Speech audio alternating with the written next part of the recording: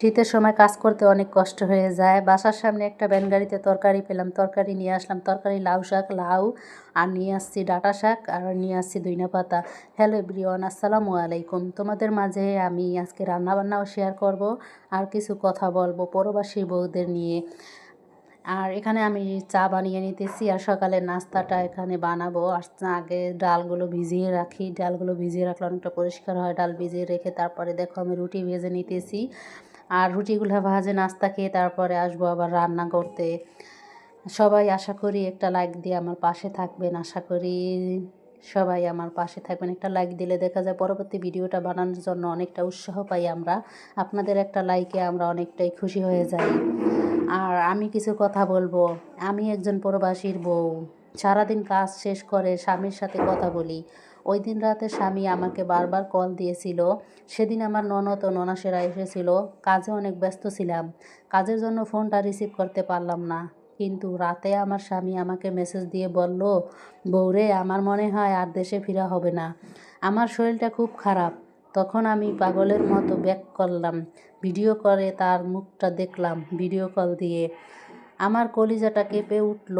আমার স্বামীর নাক দিয়ে খুব রক্ত পড়ছিল ফোঁটায় ফোঁটায়। আমার স্বামীর কষ্টের টাকা এত আয়োজন, কিন্তু আমার স্বামীর কষ্ট দেখে আমার চিৎকার করে উঠলাম, তোমার নাকে রক্ত কেন? তোমার কি হয়েছে? আমাকে একটু বলো। সে কোনো রকম আমাকে বলল সে কাজ করতে করতে গিয়ে বিল্ডিং থেকে পড়ে গেল, কেউ দেখেনি, খোঁজ খবর নেয়নি। তারপর দেখি আমি ইটের উপর পড়ে গেছি। আমারও কোমরের বুকের পাঁজরের এক সাইডে অসহ্য ব্যথা। একজনকে ডাকাডাকি করে কাছে আনলাম। তারপরে কয়েকজন মিলে আমাকে হাসপাতালে নিয়ে গেল। ডান পাঁজরের ডেস্ক হাড়টা ভেঙে গেল। অনেক টাকা লাগবে চিকিৎসার জন্য। এখন তো মাসের শেষ, কিছুদিন আগে তো বাসায় সব টাকা দিয়ে দিলাম। চিকিৎসা করতে আমার অনেক টাকা লাগবে। তখন আমি কাঁদতে কাঁদতে বললাম, তুমি চিকিৎসা করাও, টাকার ব্যবস্থা করব। আমি যাবতীয় যা কিছু আছে সব কিছু তোমার জন্য বিক্রি করে দেব। কারণ আমার স্বামী না থাকলে আমি কিভাবে এই জিনিসপত্র দিয়ে আমি গলায় ব্যবহার করব, কানে দুল দেব কেন? আমার স্বামীর চিকিৎসা করাতে হবে আগে। তুমিই আমার সব। তখন আমার কান্না দেখে সবাই চলে আসলো। তখন আমি সবাইকে হাত জোড় করে বললাম, একটু সাহায্য করো। তখন আমার ননদ বলল, তাদের পক্ষে কিছু দেওয়া সম্ভব না, তো তাদের জন্য আমার স্বামী সব কিছুই করেছে। তখন আমার শ্বশুরের হাতে কিছু টাকা দেয়।